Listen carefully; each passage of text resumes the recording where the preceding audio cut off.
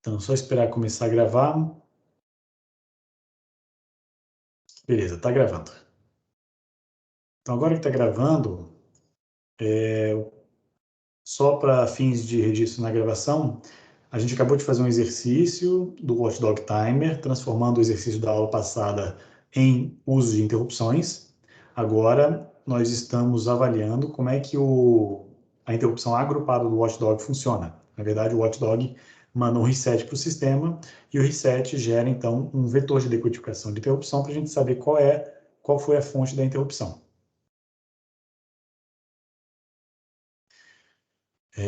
Vamos lá. Então, estou procurando aqui.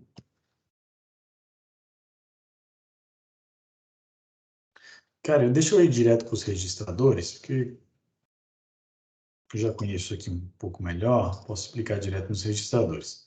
Então, System Reset Interrupt Factor, é esse aqui. Olha a quantidade de fontes possíveis de interrupção de reset. Pode ter sido... esse é o vetor de decodificação de reset. Toda vez que você entra numa interrupção de reset, é isso aqui que você tem que verificar. Então, o que aconteceu? Aconteceu uma interrupção de brownout, foi uma interrupção pelo botão de reset. O botão de reset é aquele pino que está conectado ali no reset. Você pode apertar ele e vai gerar exatamente essa interrupção aqui. A gente pode testar isso. PMM Software Brownout Reset é o controle de regulador de tensão interno do MSP. Então, se teve um problema de PMM, foi porque a tensão do regulador deu algum problema. Aí tem que ver tem que ver a especificação de o que é isso aqui lá na PMM. Tem uma razão muito importante aqui, que é o Wake Up From LPM5 Mode, né, que são os modos de baixo consumo mais agressivos possíveis.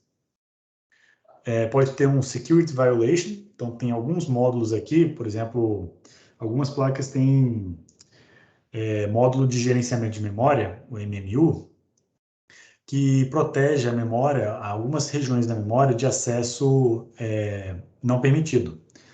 E isso é bom para um sistema operacional, porque às vezes você quer que uma tarefa fique restrita à sua região de memória. E aí a gente programa a MMU para permitir que aquela tarefa só tenha acesso a uma região de memória, e aí se essa tarefa tentar acessar a informação de outras tarefas, vai gerar uma violação de segurança. E aí vai gerar um reset, e aí a gente pode obter que o reset aconteceu por conta disso, olhando esse vetor de interrupções. Aqui estão todos os alertas do regulador de tensão. SV é o System Supervisor. E aí tem o lado baixo, low, e o lado high. O lado baixo é o lado de baixa tensão, é o lado que alimenta o processador. E o lado high é o lado que está fora do chip. Então você alimenta o chip com 3.3 volts. Internamente ele tem um regulador de tensão que leva a tensão do processador para os 1.4 volts, que é o que ele opera, né? De 1.4 a 1.8. Aí tem esses OVP, que eu não lembro o que é. Tem um outro PMM parecido com esse aqui. Só que é Power On Reset. É de ligar o microcontrolador. O Brownout Reset, eu não sei qual é a diferença dos dois. E tá aqui os do Watchdog, ó. Tá aqui, ó. A razão do Watchdog pode ter duas. Então, quando a gente for ler esse vetor de interrupção, eu estou interessado em uma dessas duas, né? Ou é a interrupção do timeout, e aí ele dá um Power Up Clear. Power Up Clear é o seguinte: o microcontrolador já estava ligado, e por alguma razão, seja de software ou hardware, o microcontrolador foi resetado. Não foi o botão, não foi a energia, foi alguma coisa interna do microcontrolador. São os Power Up Clears. São os de menos prioridade, são os mais simples de tratar. E aí a gente tem o timeout do Watchdog e a violação de senha do acesso ao registrador de controle do Watchdog. Aí tem as de acesso à violação da flash, né? Esse aqui é um de segurança. PNN Password Violation também é outro de senha, tem registros protegidos. E aí, só isso. Então vamos lá, o que a gente quer é esse, 16 e 18. Tá, 16 e 18, eu vou colocar aqui então no meu switch case, que eu estou procurando os valores 16 e 18.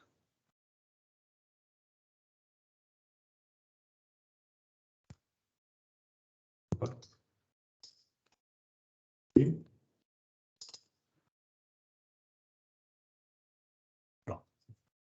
Fácil de ler. Então, olha só, eu entrei na interrupção, eu não sei qual é a fonte da interrupção de reset, mas eu sei que ela está dentro desse registrador aqui. Se for o 16, é porque foi uma violação de... Não, foi um timeout, né? Então, timeout do watchdog. E foi o 18, foi uma violação de senha do WDT. Então, o que a gente quer é esse aqui. Então, aqui eu vou fazer o meu P1 out, botar essa linha aqui dentro. Vamos ver se isso aqui funciona. O que vai acontecer? Eu vou ligar, o processador vai rodar. Ah, só que agora não é o Watchdog Timer Interrupt Enable, agora é outro, né?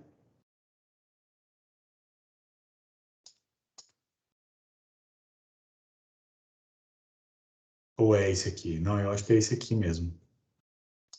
Bom, vamos testar, não sei. Vamos lá, vamos botar para programar e vamos ver o que acontece. Então, eu vou deixar rodar. Ele vai resetar. Aí eu vou botar um ponto de parada aqui, no começo dessa interrupção.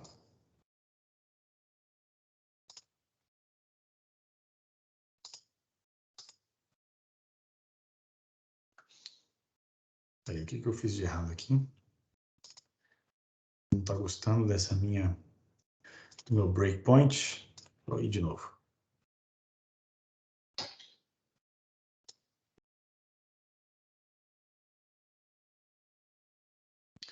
Ele desabilitou esse breakpoint.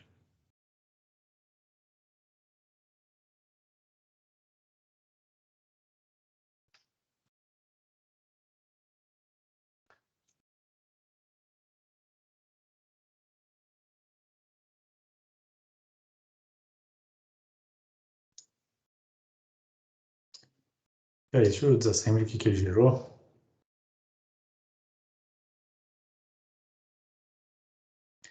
Show view, disassembly.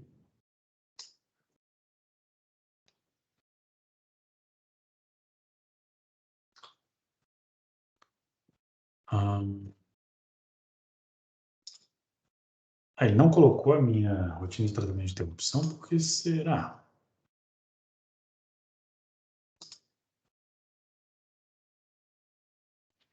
Eita, professor, eu tava testando Oi. aqui tava fazendo esse código aqui também no Code Composer. Ele tá dando Ah, uma warning no Pragma Vector, falando que ele... Cadê? É... Ah, não, tá, é que eu escrevi errado. O Pragma Vector. Foi mal. Tá tudo certo, então. aqui eu não estou entendendo no meu o que está acontecendo. No meu ele está tirando esse código daqui. Ele não está... Por isso que o meu breakpoint não está funcionando aqui. Bom, posso fazer o seguinte, deixa ele rodar. Vou botar um breakpoint aqui. Ó, se eu deixar ele rodar, a gente vai ver que ele está resetando, porque eventualmente ele entra aqui de novo. Aí, tá vendo? Entrou aqui de novo. Como é que ele entrou aqui de novo? Provavelmente foi porque ele resetou, né?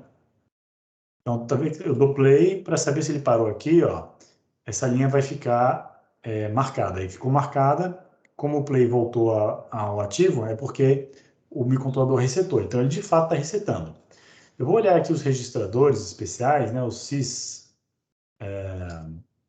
registers, para ver qual foi a causa do reset.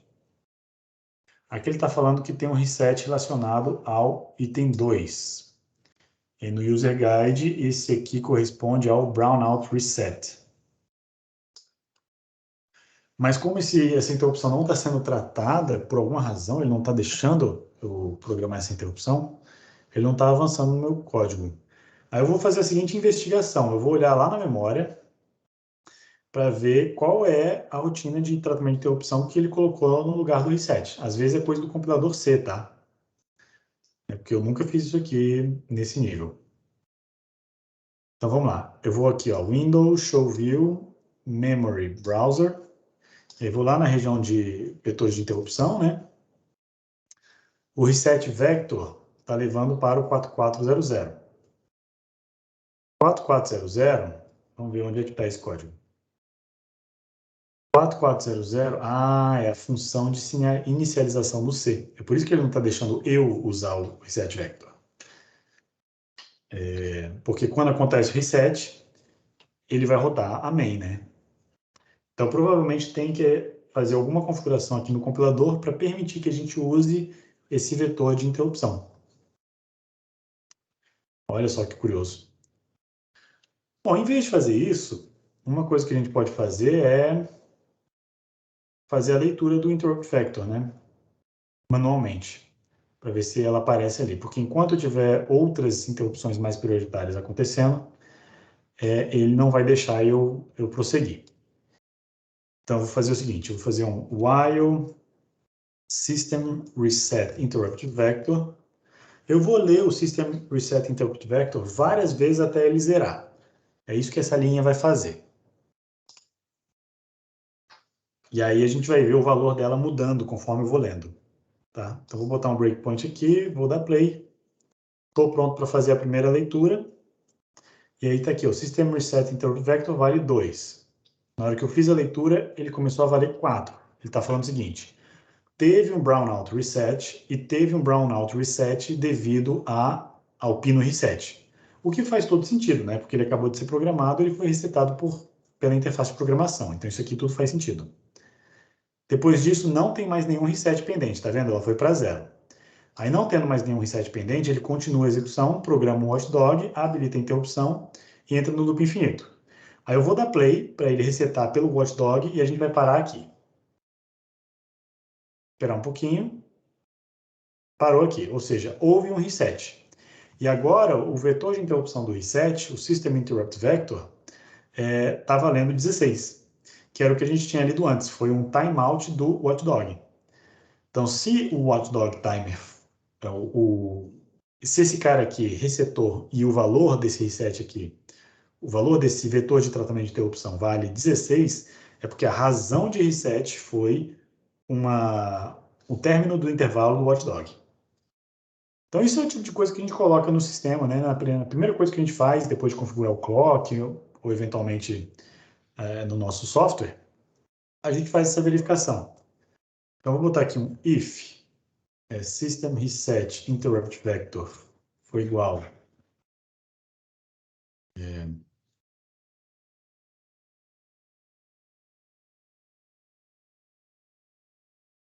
Agora eu tenho que fazer diferente. Eu vou botar assim. Set reason recebe esse cara aqui. Fiz uma primeira leitura, porque quando eu fizer uma segunda leitura, ele vai mudar de estado, tá? Então, se o reset reason for igual a 16, significa que foi o watchdog. Então, eu vou fazer o LED piscar. Vou pegar essa linha aqui. Não é interrupção, mas, bom, paciência. O compilador não me deixa usar interrupção. Caso contrário, eu só vou atualizar o valor de reset reason para a gente prosseguir no nosso código. Uma outra forma é fazer assim, fazer um do file set reason. Que aí ele faz isso aqui uma vez, né? E aí eu faço essa leitura aqui, ó. If. Aí fica mais simples, né? Opa. Eu vou tirar essas chaves aqui para ficar mais elegante. Deixar um códigozinho mais enxuto, né? Faça isso aqui, ou seja, sempre verifique o vetor de interrupções do reset. Se for esse cara, faz piscar o LED. Se não for, não faz nada, mas continue lendo. Enquanto... Ah, não, mas eu vou precisar, porque senão eu vou ficar lendo esse cara aqui toda vez. A não ser que... Eu vou precisar do reset reason. Int 16t, set reason.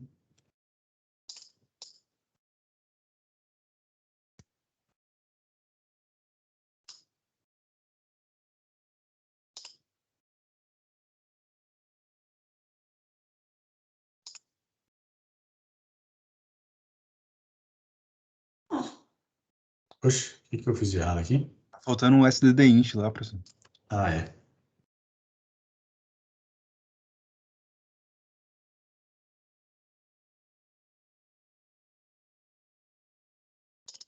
Eu declarei ele fora de escopo, né? Então, deixa eu declarar aqui antes. No final das contas, deu na mesma. Então, eu vou voltar para o que estava antes, porque estava... Já que eu vou precisar mesmo desse igual aqui, então fica mais elegante se eu botar o while for set reason. Mas,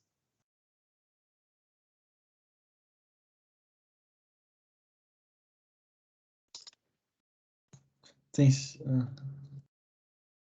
pode falar. Não, eu ia falar isso. Tinha que passar para baixo. É. Então, vamos lá. Agora eu vou fazer o seguinte. Eu vou dar play e vou ver se ele pisca, né? Deixa eu tirar esse breakpoint aqui.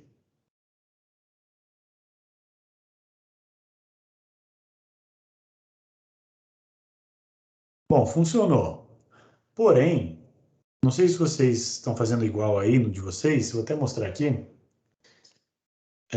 Tem uma curiosidade interessante, né? Isso aqui, a razão para isso aqui, ela não é tão intuitiva assim. Ó, tá funcionando aqui, você tá vendo que o LED está acendendo e apagando.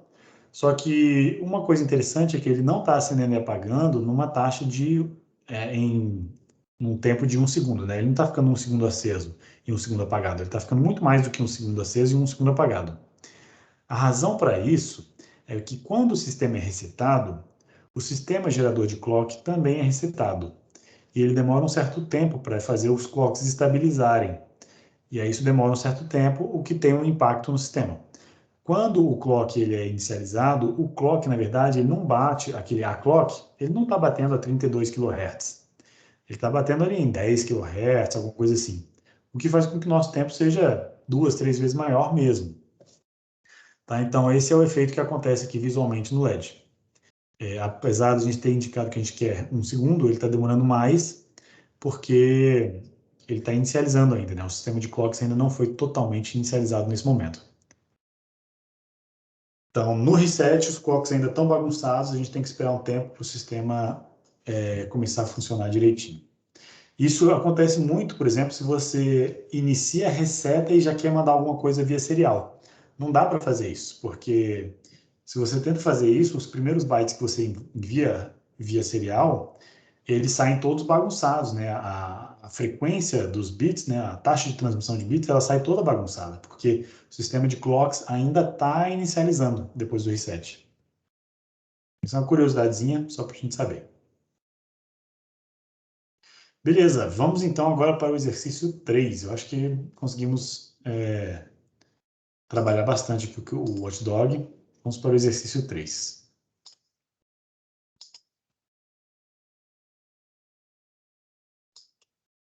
O exercício 3 ele é meio mais complicadinho, tá? Então eu vou fazer a leitura dele e aí a gente tenta tirar as dúvidas antes de mergulhar nesse exercício.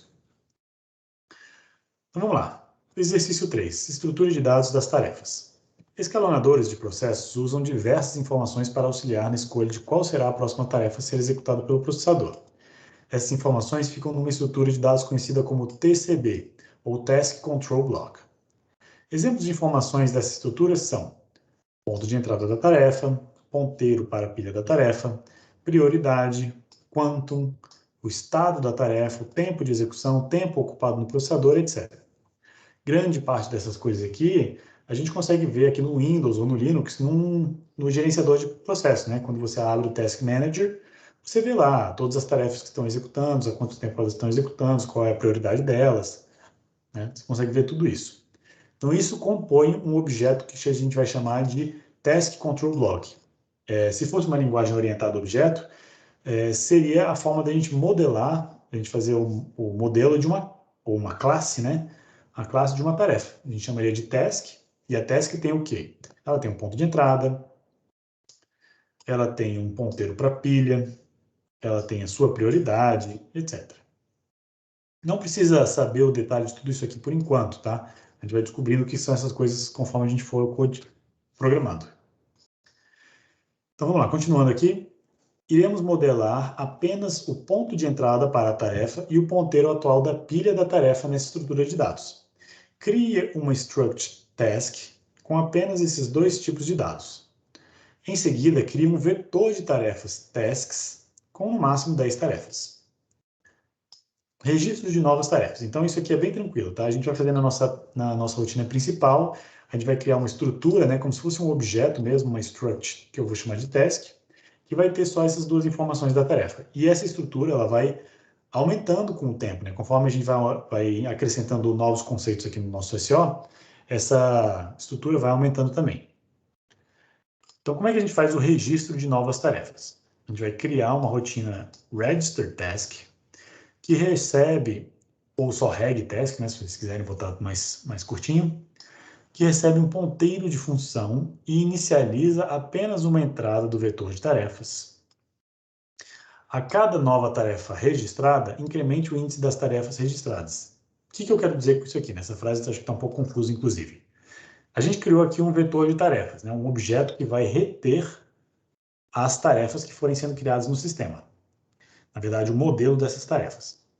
E aí, toda vez que você chamar o register task, ele vai entrar nesse vetor de tarefas e vai salvar numa entrada incremental a nova tarefa. Então, toda vez que você escreve, né, nos objetos dessa tarefa, que aqui só são dois, né, é o ponto de entrada e o ponteiro para a pilha.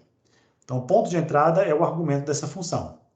Então, que recebe um ponteiro de função, é esse que é o ponto de entrada, né?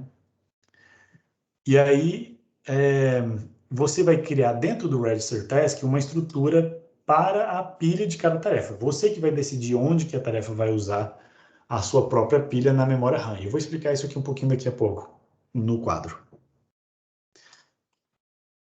E aí, o que mais que ele tem que fazer? A cada nova tarefa registrada, incremente o índice das tarefas registradas, tá? Então, só estou dizendo aqui que é para a gente fazer um registro sequencial, né, uma após a outra.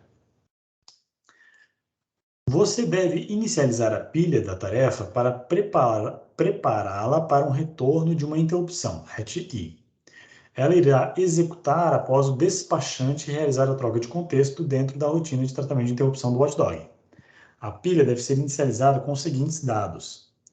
Então, vou ter uma pilha, tá? Eu vou falar para vocês daqui a pouquinho, vou organizar esses conceitos, mas cada tarefa vai ter a sua própria pilha. E o que tem na pilha, né? Aqui embaixo a gente tem o início da pilha. A pilha, ela é feita de coisas que você pode empilhar. Então, por exemplo, eu posso empilhar quando essa tarefa ela chama uma rotina ou ela é interrompida, o que é salvo na pilha? Primeiro, o endereço de retorno do PC. Depois, o registro de status.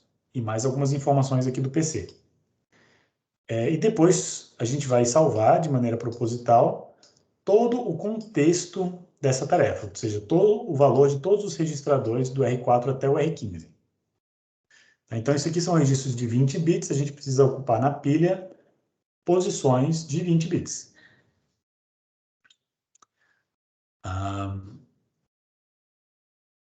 Tá. Então, essa é a cara, né, de cada uma a cara da pilha para cada nova tarefa registrada. Então, a pilha para cada tarefa deve ser reservada no espaço livre da memória. Minha recomendação é iniciar no endereço 2800 e reservar 80 bytes para cada tarefa. Só o contexto já ocupa 30 bytes de registro, né? Se a gente for calcular aqui, ó, de R4 até R15, nós temos 12 registros, né? Então, são 12 registros aqui, 12 registros de 20 bits. Só que na memória, esses 20 bits aqui vão ser preenchidos com... Na verdade, para ocupar os 20 bits, ele na memória vai ocupar 32, né? Então, são 32 bits, ou seja, 4 bytes para cada registro. Então, é 4 vezes 12 vai dar 48 bytes. 48 bytes. Por isso que dá 30 em hexadecimal, porque 48 em hexadecimal é 30. É 30? É 30. Que é 16, 32, 48, tá certo. E aí vamos depois é o escalonador, né? Então, primeiro vamos falar sobre tarefas. Então, para a gente fazer isso aqui, ó, cara, é muita coisa, tá? Esse exercício, na verdade, eu joguei um monte de informação aqui, mas é muita coisa para fazer. Eu vou aqui para o quadro para explicar essas informações um pouquinho melhor.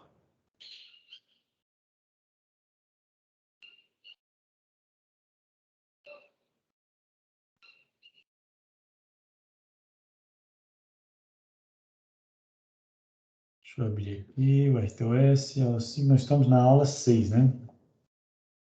6. De laboratório.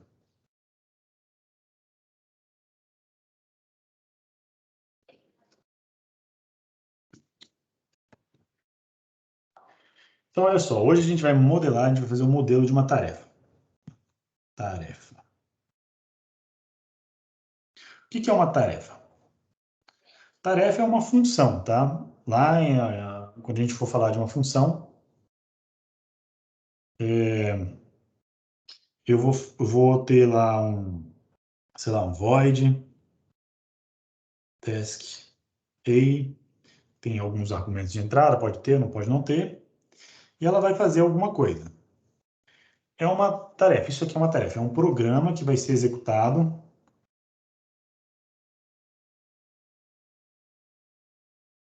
dentro do nosso sistema operacional. Uma tarefa, ela pode ser instanciada mais de uma vez.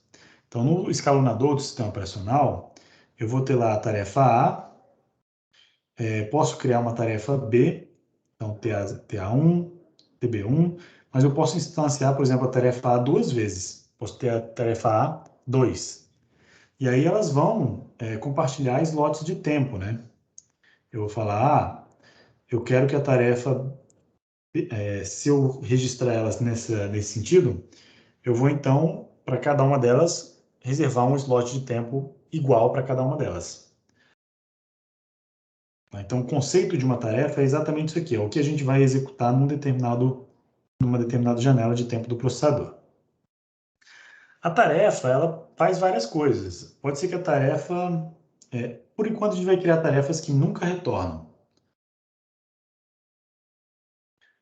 Mas pode ser que as tarefas eventualmente retornem.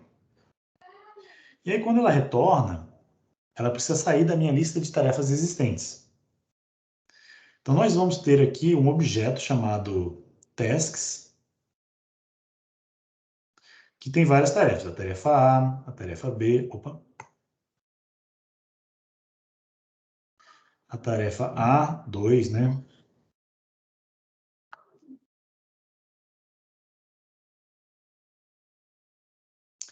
E por aí vai.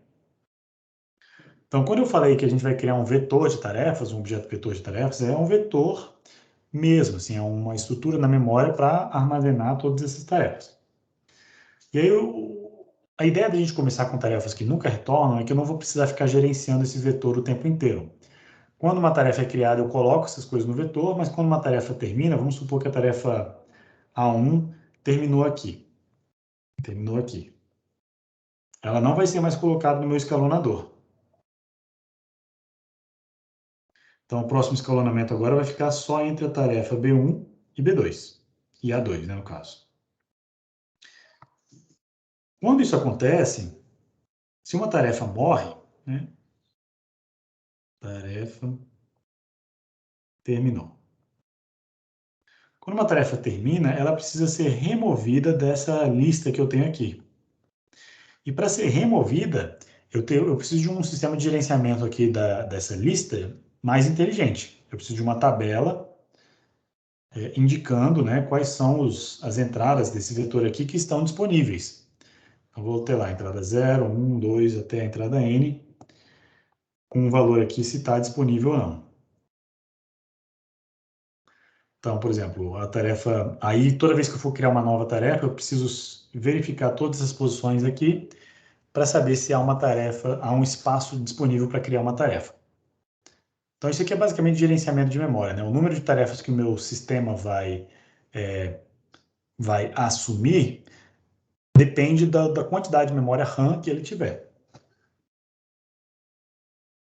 Então, se a tarefa A1 está aqui, tarefa B1 está aqui, tarefa A2 está aqui, todas elas foram criadas, todas elas começaram a executar, mas a tarefa A1 deixou de existir. Então, nesse momento, eu quero liberar um espaço aqui para permitir que uma nova tarefa, sei lá, uma tarefa C, seja colocada nessa posição, e não necessariamente nesta posição.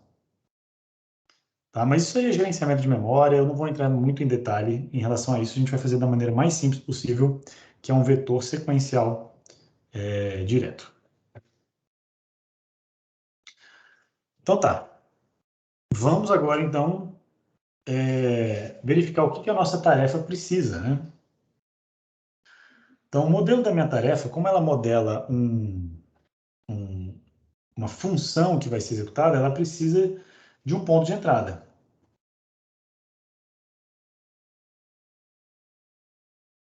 Que é o endereço da memória.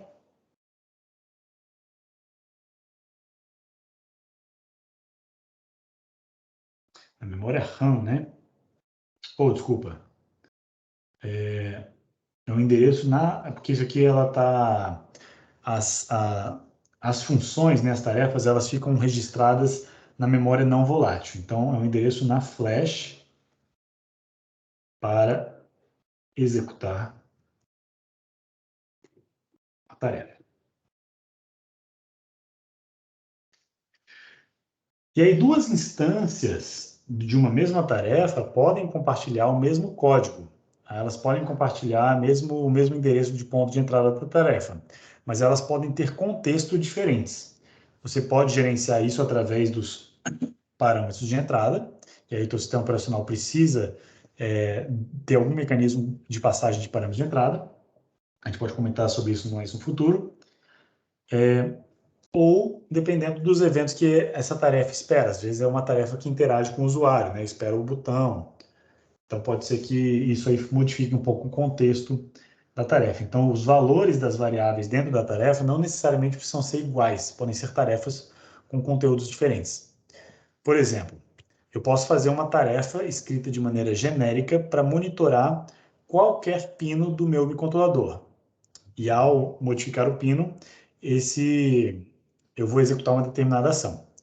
Então, são tarefas de observação, elas vão ficar executando, eu posso rodar elas em paralelo, então toda tarefa vai ter o seu slot de tempo, e quando um desses eventos acontecer, a tarefa que está processando esse evento vai executar o código daquele evento, né? Você percebe que como a estrutura, como a funcionalidade sempre é mais ou menos a mesma, né? Essa tarefa pode ser escrita de maneira genérica, mas eu posso ter parâmetros de entrada nela para falar qual é o pino que eu quero monitorar. Então, isso faz com que o contexto da tarefa seja um pouco diferente para cada tarefa.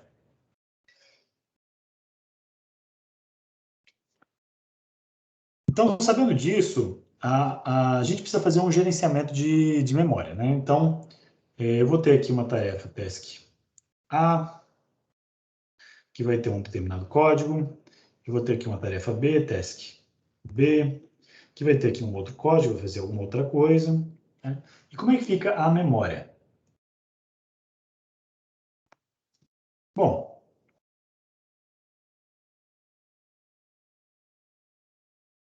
eu vou botar aqui no lado esquerdo o endereço e do lado direito os dados, né? Do lado esquerdo, eu vou botar as faixas de endereço, né? Então, eu sugeri aqui no exercício, vamos supor que a nossa memória começa do 2400 e vai até, sei lá, até o máximo lá, FFFF, né? Não, se bem que a memória RAM ela é pequenininha, ela termina no 4400. A partir do 4400 para baixo já é memória flash. E aí o que a gente vai fazer? A gente vai reservar faixas de memória. Então, por exemplo, o 0x2800 até o 0x28, quanto que eu sugeri, hein? Para guardar 80 bytes. Então, 2880, isso aqui vai ser para a primeira tarefa a ser criada. Do 0x2881 até o 0x2900, isso aqui vai ser para uma outra tarefa.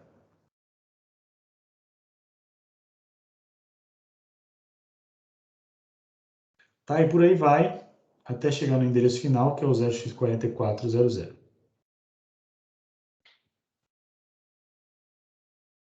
Então, isso aqui vai ficar para a tarefa A, isso aqui vai ficar para a tarefa B, e por aí vai. Então, essas regiões de memória aqui, elas correspondem, por enquanto, né, somente à pilha dessas tarefas, a pilha da tarefa A e a pilha da tarefa B. Então, cada tarefa tem a sua própria pilha para manipular. Vai ser a região da memória RAM que ela vai usar. Então, como é que eu faço para modelar isso tudo, né? Vou fazer um modelo aqui de uma tarefa usando uma struct. Então, uma struct, vou fazer um struct task, que vai ter um entry point, né? Então, vamos botar aqui entry point, que vai ser uma função, um endereço, né? Endereço. E vai ter uma região da memória, né? Vamos chamar aqui de stack. Stack entry point. A gente pode dar um outro nome, se a gente quiser. Eu acho que um nome interessante seria um ponteiro para tarefa, um ptask, e um ponteiro para pilha, vou chamar de pstack. E aí ficam nomes curtinhos, né? Que também é um endereço. Tá? Por enquanto, a nossa estrutura tarefa, né? Isso aqui é chamado na literatura de task control block. Isso aqui é talvez a maneira mais elementar de se criar uma tarefa, a maneira mais elementar possível de criar uma tarefa.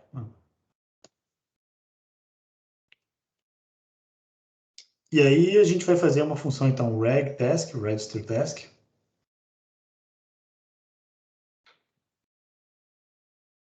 que vai receber como parâmetro de entrada um endereço, que é o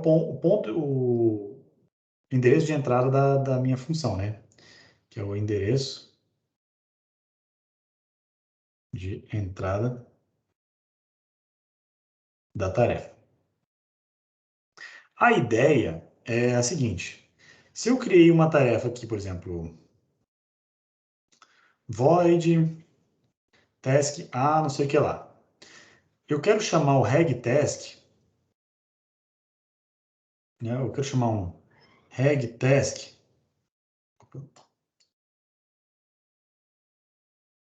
E aí eu vou botar o nome da tarefa que eu quero registrar, por exemplo, eu quero registrar a task A.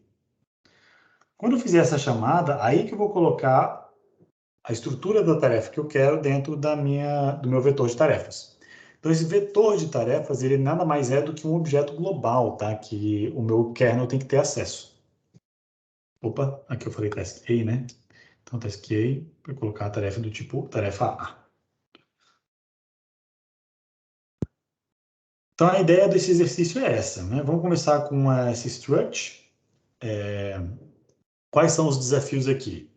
O desafio é como é que eu modelo, né, o objeto que é um ponteiro para uma função.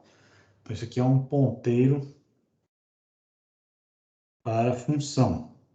Então, eu vou deixar vocês pesquisarem por conta própria para descobrir como é que escreve a sintaxe dessa forma. E a pstack é um ponteiro, né, um ponteiro normal. Ponteiro normal para a memória RAM. Então, esse aqui vai ser provavelmente um void asterisco, né? Ou talvez, se você quiser já botar especificamente, um ponteiro para posições de int 16. Depende de como você quer manipular a pilha.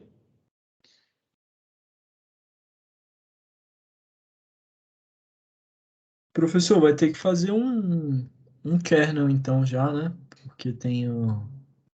Exatamente. Regtask é uma função que faz parte do kernel. Certo. O kernel mesmo, né, vai ser o que vai rodar na interrupção do nosso watchdog, que é o que vai fazer a preempção, né, a troca de contexto. Mas vamos escrever essas duas coisas aqui e vamos averiguar na memória se a pilha está sendo criada para cada tarefa, né? Se essa região está sendo criada para cada tarefa automaticamente. Então, basicamente, isso que eu quero fazer com vocês. Lembra que esses endereços aqui são fixos, tá? Então, cada endereço de cada tarefa ele pode ser localizado com facilidade na memória, no Memory Browser. Vamos ver se isso dá certo. Professor, eu fiz aqui um código. Quer que eu mande aqui? Ou Compartilha aí com a gente. aqui?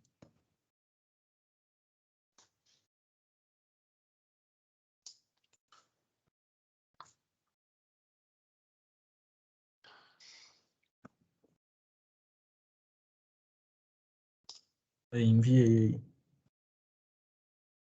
Opa. Legal, você fez o OS Task Control Block. Aí, ó, perfeito. A sintaxe para um ponteiro de uma função é essa que o Lucas usou. Você tem que usar esse nome, né, entre parênteses com um parâmetro. É como se você tivesse um nome de alguma coisa que espera uma entrada. Por enquanto, é uma tarefa que não tem parâmetro de entrada. Então, o Task Entry Point, logo depois do parênteses void, é justamente para indicar isso.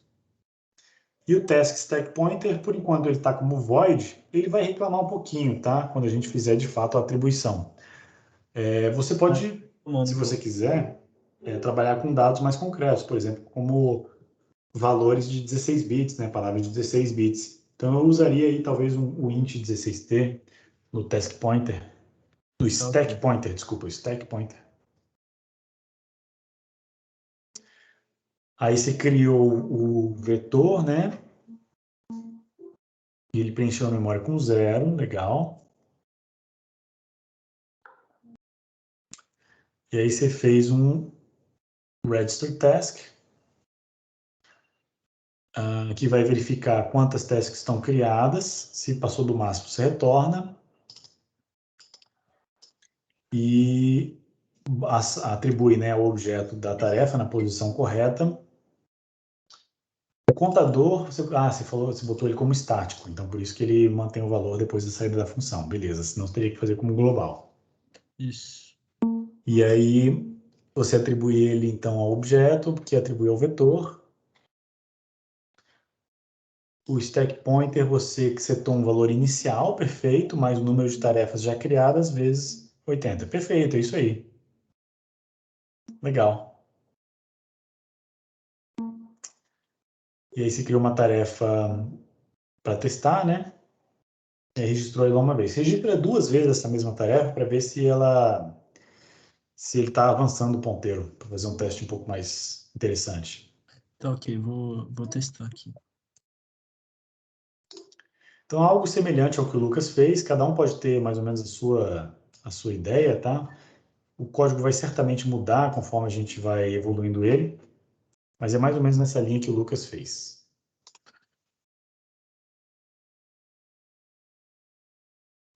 Só tá com os warnings meio chatos aqui. Tem que ver como De tipo, resolver. né? Quer compartilhar que eu tento resolver para você? Deixa eu compartilhar, então.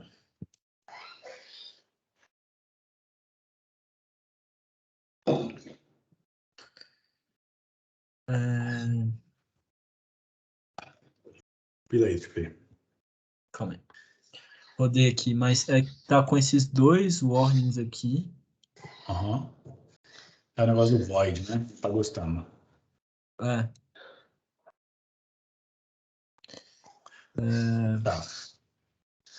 Aqui. O valor que você está criando ali para a pilha é um valor inteiro, né? Você cria ele como inteiro, mas não cria ele como... Só que o tipo de dado que ele espera no objeto da pilha é um ponteiro para void, um ponteiro lá para o wind16, né? Que você acabou de mudar. Uhum.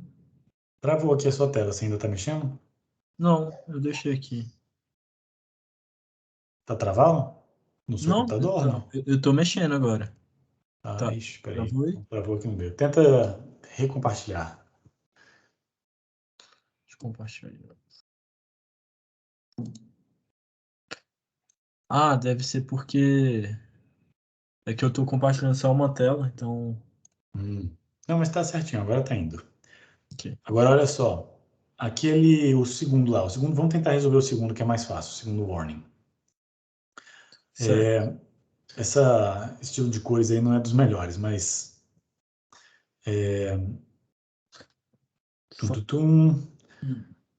Tá vendo ali que Fazer você está atribuindo um valor inteiro? Quando você bota initial task stack address, isso aí é um valor inteiro, tá?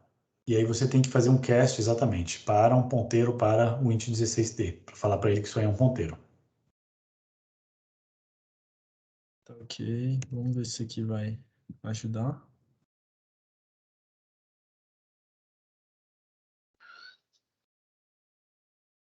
É, onde é que faltou? É estranho. A tela escura também não ajuda muito para ver aí, né? Deixa eu ver se eu mudo aqui. Propriedades. Vamos lá aqui. A tela é ali em Edit. Não, Edit não. É View, deve ser. Aqui. Preference, isso, Preference. Aí digita em cima. Ah, tá, você já tem os esquemas. Ainda tá bem. Precisa reiniciar aqui o Peraí. Code Composer.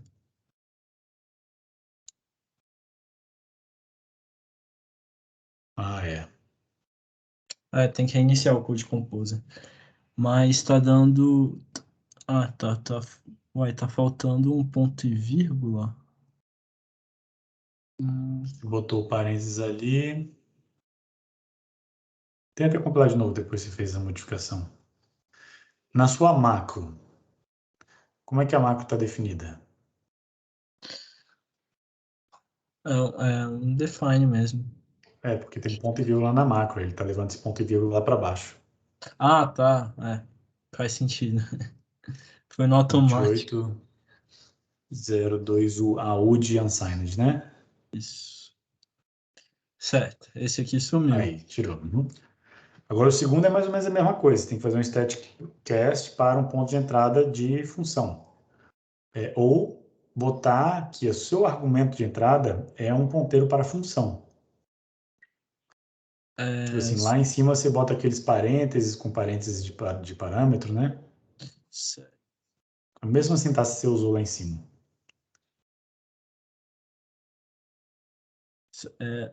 Assim já vai, não? E aí Assim? bota parênteses, isso aí.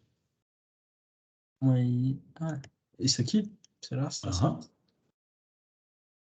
Que aí você está falando, olha, o parâmetro que eu estou esperando na entrada é um parâmetro que é um ponteiro para uma função. Não é um void, não é um parâmetro que é um ponteiro para um endereço de memória qualquer. Uhum. Aí você viu que tirou Bacana. os warnings, né? Saiu. Eu, assim, não me incomodo muito com esses warnings, desde que você saiba o que você está fazendo, né? Sim. Mas é bacana deixar bonitinho, né? Ó, É, então aqui o criou endereço. as duas tarefas, né? Vai lá, pode Deixa falar. eu... Dá pra ver aí? Ou tá muito. Não, dá para ver, pode falar. Então aqui o endereço da tarefa, né?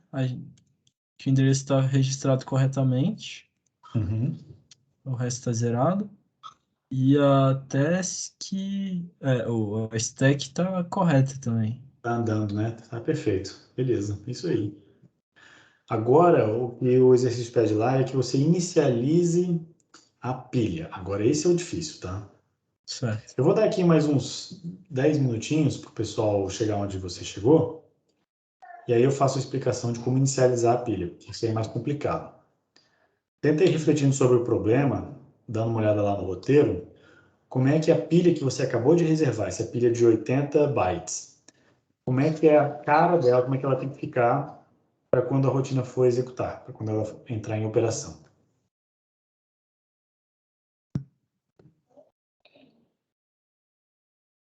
Então, Eu volto daqui a 7 minutos, para deixar o pessoal aí trabalhando.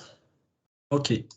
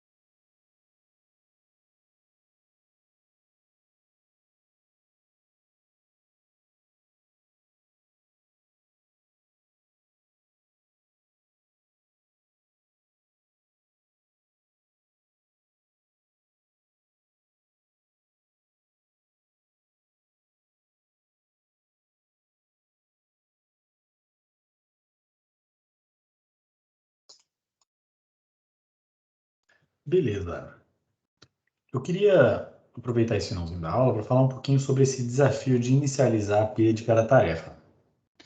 Não é fácil. Para isso, a gente tem que entender o que acontece quando há a troca de contexto.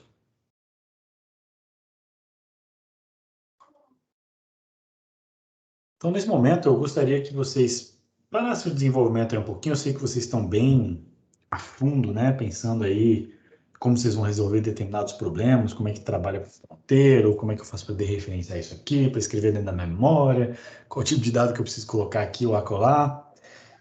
Mas nesse momento, gostaria que vocês prestassem atenção aqui só um pouquinho, para a gente falar um pouquinho desse desafio.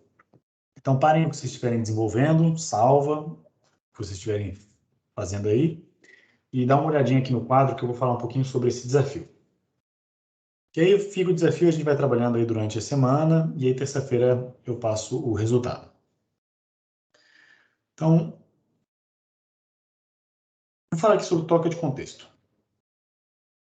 Troca de contexto.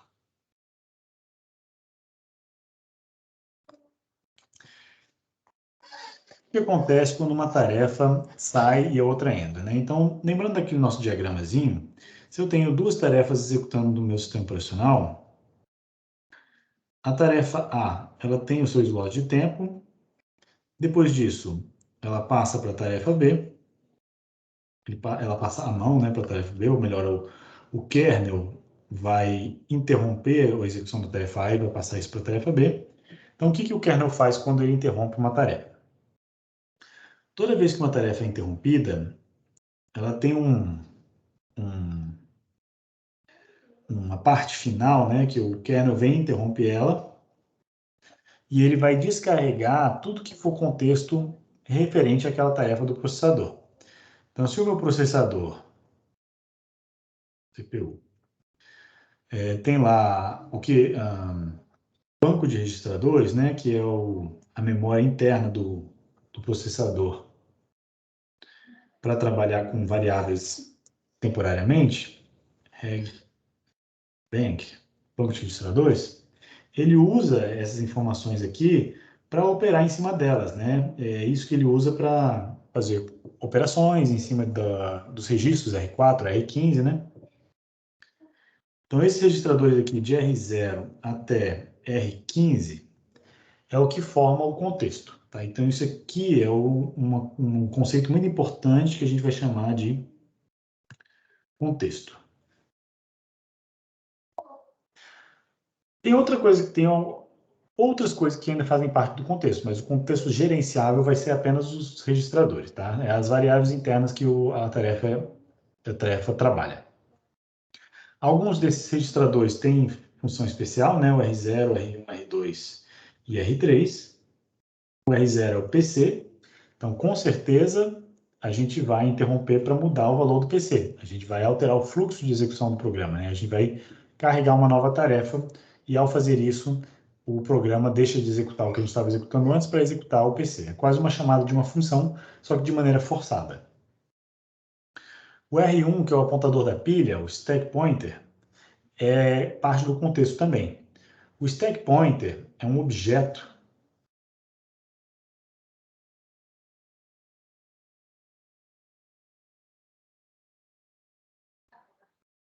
Opa.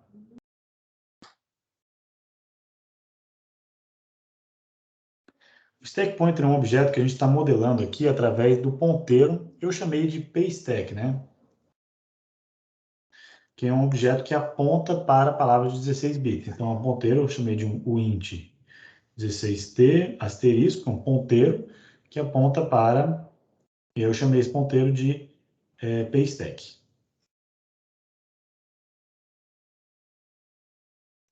Então, quando uma tarefa parar de executar, o ponto onde ela está executando, o PC, a gente também vai salvar ele num ponteiro. Então, é um int, não tem tipo de dado, é um endereço, né? Então a gente vai chamar de uma função que retorna void, que a gente vai chamar de ponteiro para a tarefa, task, então task pointer. tá? Então, essas duas coisas a gente já está modelando, o R0 e o R1, a gente já está modelando no nosso objeto que modela uma tarefa. Agora, o R2 e o R3, a gente não precisa salvar os valores dele, tá? Só se a gente quiser. O R2 e o R3, quer dizer, o R2 ele é importante salvar, né? Mas ele vai ser salvo automaticamente quando a interrupção rodar. O R2 é o Status Register. Ele é muito importante. O Status Register, ele guarda as informações imediatas, as últimas operações que foram executadas naquele processador. Então, ele tem um efeito memória muito importante. Aqui tem as flags da última operação, aqui tem o Global Interrupt Enable e os modos de low power. Às vezes, aquela tarefa específica estava em modo de low power, a gente pode deixar ela nesse modo de low power. LPM. Então, essas coisas aqui, a gente vai salvar na pilha. Então, o R2 vai estar salvo na pilha automaticamente quando a gente entrar na interrupção do kernel. Tá? Então, essa execução aqui ó, toda, ela é dedicada à tarefa. Então, isso aqui é a task que roda. E daqui até eu lançar a próxima tarefa, quem roda é o kernel.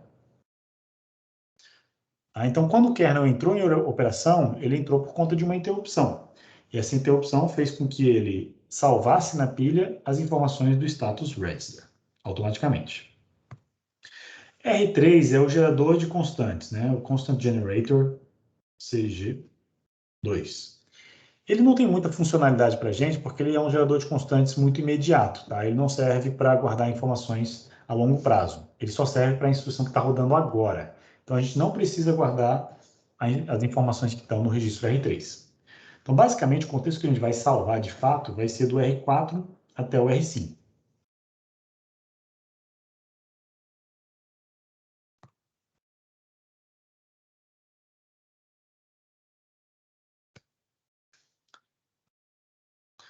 E aí, como é que funciona isso? Como cada tarefa tem a sua própria região da pilha, vamos supor que eu tenho aqui a minha memória. Então, vou fazer aqui a pilha da tarefa A. A tarefa B também tem a pilha dela. Pilha da tarefa B. Então, se eu tenho duas tarefas rodando no meu sistema operacional, primeiro a tarefa A executou. Tá? Se a tarefa A está executando, a pilha da tarefa A está sendo usada. Então, a pilha da tarefa A tem lá algumas coisas que ela está usando, vamos supor que é uma variável, tá? Tem umas coisas aqui. E aí o topo da pilha, o top of the stack, está nesse ponto aqui. Quando acontece a interrupção do kernel, o ponteiro da pilha da tarefa A está apontando para essa posição vazia. E eu posso empilhar coisas na pilha da tarefa A. Que coisas são essas que eu vou empilhar? Bom, as duas primeiras coisas que acontecem que são empilhadas automaticamente para a gente são as coisas que são empilhadas durante o processo de interrupção, que é o PC e o status register. Então, o registro R0 e o registro SR são dois registros que são salvos automaticamente para a gente. O registro PC é um registro de 20 bits. Então, pasmem. A pilha, que eu estou desenhando ela como se ela pudesse organizar apenas palavras de 16 bits. Mas o PC tem 20 bits. E aí o processo de interrupção no MSP430 ele é otimizado para ocupar o menor espaço possível. Se eu fosse salvar dois registros de 20 bits aqui, né, o PC e o status register, se eu fosse salvar esses dois registros, eu precisaria de 2 vezes 32 bits na minha pilha. Então, eu precisaria de 64 bits ao total. Só que de maneira muito inteligente, a Texas, ela sabe que o status register, ele na verdade só usa 10 ou 12 bits. Acho que são 10 bits ou 12 que ela usa para o status register. Então, apesar do status register ser um registro de 20 bits e tudo ter acesso, somente 12 bits dentro dele são usados de fato. Então, esse cara aqui tem 12 bits. Esses 12 bits, desculpa, esses 12 bits são salvos na pilha nesses 12 bits menos significativos aqui, ó, 12 bits. E a parte mais significativa do PC, né, já que o PC era de 20 bits, então só veio 16 bits aqui, então eu tenho 16 bits, mais 4 bits da parte mais significativa do PC, que é salvo na parte mais significativa, de onde deveria estar o registro de status. Então aqui eu tenho mais 4 bits. Olha que maneira inteligente. Então, com apenas, em vez de ocupar 32 bits, a arquitetura da Texas ela é otimizada para ocupar apenas 32. Né? Então, em vez de 64, passou para 32. Que é uma coisa boa, mas a gente tem que levar isso em consideração quando a gente for inicializar a pilha para cada tarefa. O que mais que eu vou colocar aqui na pilha?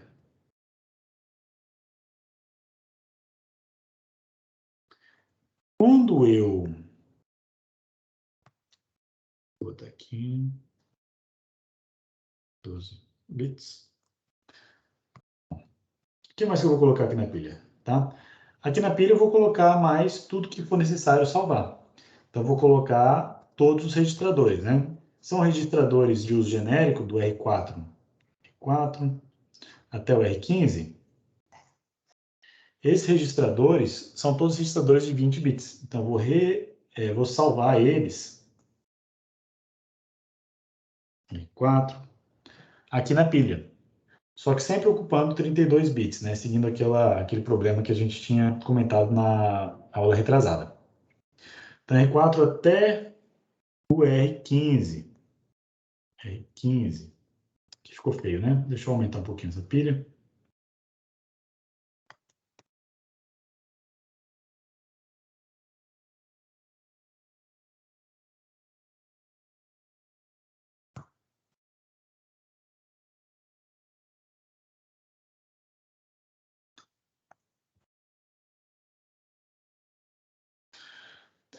Tá?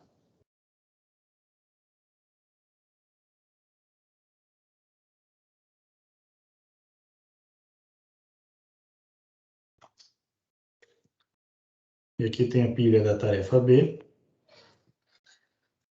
Então, quando esse processo terminar, o topo da pilha, o top of the stack, vai estar apontando lá para o meu registrador que acabou de ser colocado.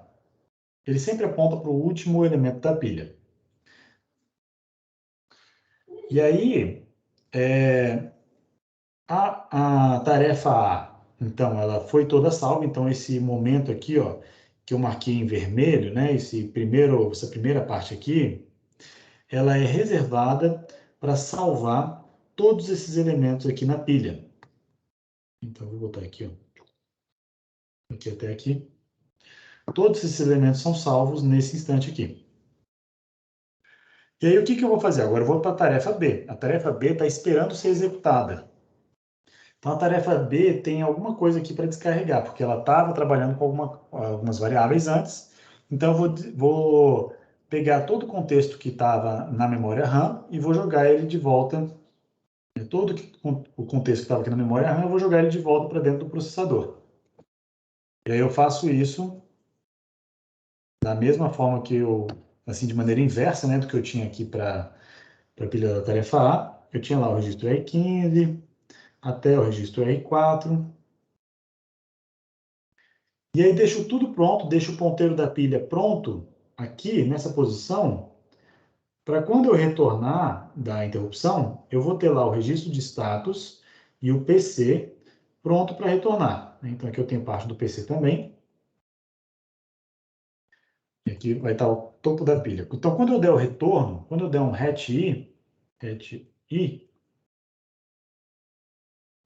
o retorno vai usar essa posição da pilha para carregar automaticamente o contexto desses registradores especiais aqui. Então, essa é uma forma que a gente tem de descarregar o contexto e trocar por um contexto de uma outra tarefa que vai executar nesse momento. Tá? É assim que eu faço para trocar o PC. Ó. Aqui eu tinha o PC da tarefa A, aqui eu tenho o PC da tarefa B, que estão em posições diferentes, né, da memória flash. Mas eu posso, então, salvar um e carregar o outro dessa forma. Então, é importante que vocês, na hora de registrar uma tarefa, preparem a pilha para o ponto de entrada da tarefa. Porque uma vez que o kernel começar a executar, ele não sabe se ele está executando a primeira, a segunda que foi registrada, a terceira, ele só vai começar a rodar. E dependendo do algoritmo dele, ele vai selecionar aleatoriamente uma tarefa, né? Ou ele vai selecionar sequencialmente uma tarefa. Então, essa construção da pilha, ela é importante. Tá? E aí eu vou deixar, então, para uma tarefa recém-criada, né? O PC é o paystack. Deixa eu botar aqui em verdinho, que foi o que eu usei. Paystack. E o SR ele é interessante, tá? O SR, a única coisa que precisa estar setado no SR quando você registra uma tarefa, é o Global Interrupt Enable. Então, o paystack está dividido em duas parcelas, né? Uma parte 4 bits mais significativa, então isso aqui é o MS bit está aqui em cima, e aqui embaixo está a parte menos significativa. Né? O status register, a única coisa que você precisa salvar no momento inicial é você precisa apenas setar o bit de Global Interrupt Enable. Então, você precisa setar no SR, status register, você precisa setar o GIE. Então, nessa primeira entrada aqui, quando você cria uma tarefa, essa primeira entrada vai ter apenas o GIE setado. GIE setado. Todo o resto pode estar igual a zero. Tá? Então, toda essa região de memória aqui, ó, se você quiser, vou botar em amarelo aqui, toda essa região de memória aqui dos registradores, ela pode estar preenchida com zero, se você quiser. Ou você pode deixar o lixo da memória aí, não tem importância, né? Porque é pilha mesmo, né? Ela vai ser substituída pelos registradores quando a gente trocar o contexto mesmo. Então, você não precisa preencher ela antes. Mas o mais importante para preencher é essa entrada aqui do PC e do SR. Tá joia, gente? Oi, pode falar. Quando você coloca uma interrupção, ele não faz isso automaticamente, não? Salvar o PC e o SR? Faz, perfeito. Quando a tarefa já está executando, ele faz isso automaticamente para a gente, que é uma maravilha. Só que quando você registra uma tarefa pela primeira vez, ela nunca executou. Depois a gente vai fazer uma função, na próxima aula, a gente vai fazer uma função chamada Start RTOS, para inicializar o sistema operacional. A inicialização do sistema operacional implica em esvaziar a pilha até o ponto de retorno da interrupção, e aí você faz um RET-I para ele entrar na rotina de tratamento de interrupção. Quando a tarefa já estiver rodando, você não precisa mais ficar mexendo na pilha, pegar os bits, botar aqui, botar acolá. Não, você não precisa mais disso. Basta você entrar na interrupção, que isso aí já vai ser salvo automaticamente para você. Então, isso é feito apenas uma vez quando você registra a tarefa no sistema operacional. Professor, essa pilha aí, você montou a TA e a TB, elas vão ser regiões na memória, não é? Não vai ser a pilha mesmo, né? Regiões na memória. Não, exatamente, são regiões na memória. Então, vamos supor que você criou lá uma variável chamada paystack, ponteiro para pilha da tarefa, né? Ponteiro da stack. Se isso aqui é um ponteiro, para você escrever no ponteiro, então ele está apontando para o topo da pilha. Se eu quero escrever na posição que ele aponta, eu boto aqui um asterisco e vou salvar aqui, sei lá, o PC, o valor do PC. Então, vou botar aqui o ptask. Então, isso aqui escreve PC na pilha. Opa. Só que parte desse conteúdo aqui, lembra que isso aqui é um ponteiro para o int 16t. Então, eu só consigo escrever em palavras de 16 bits. E isso aqui é um ponteiro de 20 bits. Então, ele, na verdade, a princípio, ele tem 20 bits aqui. Então, eu vou salvar a parte menos significativa aqui dentro, tá? Perceba que eu não dereferenciei o ptask, porque eu quero, de fato, um endereço na pilha. Então, eu faço essa atribuição e aí talvez eu já decremente, aqui eu boto um paystack menos menos para decrementar e pegar a próxima posição. Então, eu estou aqui na pilha, está apontando para cá, e eu botei o PC aqui. Mas só a parte menos significativa, os 16 bits. Depois, na próxima parte, então eu faço um paystack. Quando eu faço esse menos menos aqui, o paystack, o topo da pilha, ele anda para cá, né? Então ele agora aponta para a parte superior, onde não tem nada escrito ainda. Então, top of the stack é esse aqui. E aqui eu vou salvar o SR. E o SR tem apenas o GIE habilitado. Se não me engano, é 80 aqui, tá? Alguma coisa assim. 80, eu acho que é alguma coisa assim. Então, uma palavra em 12 bits. Deixa eu só conferir aqui para não falar besteira. E o tempo já acabou, caramba.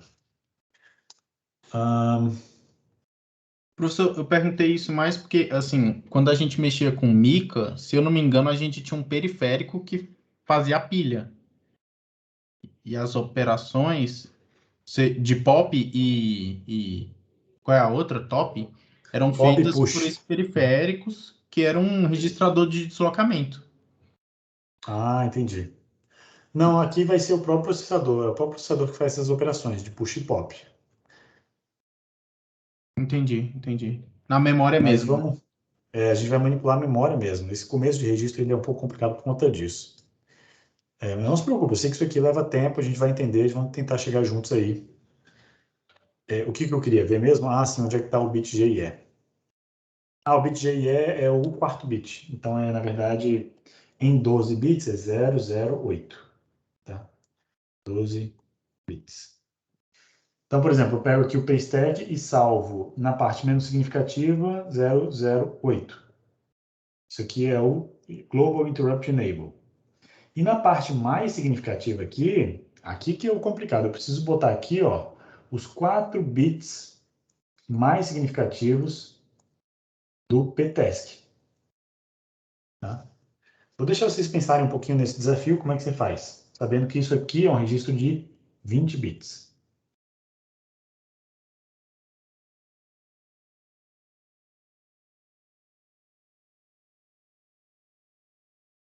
Ok. Então é isso, pessoal. Vamos parar a aula por aqui, que já extrapolou a nossa horário, mas pelo menos agora a gente já tem uma visão conceitual do que é uma tarefa, né? A gente tem um objeto que modela uma tarefa, a gente tem um vetor de tarefas para a gente registrar as nossas tarefas, e a gente criou também uma função para registrar essas tarefas. Na aula que vem a gente começa a falar sobre como inicializar um sistema operacional, quais são as coisas que a gente deve fazer no começo, né, quando ele roda do começo, e aí a gente vai aprender então a trocar o contexto, né, a salvar o contexto. Salvar e restaurar o contexto. Ok. Então tá bom, pessoal. Agradeço a todos aí pela atenção. Bom fim de semana. A gente se vê na terça-feira que vem. Valeu, Valeu, professor. tchau, Bom final de professor. semana. Obrigado, professor. Obrigada, professor. Tchau, tchau. Ô, professor, boa Valeu, tarde. gente. Igualmente. Valeu, professor.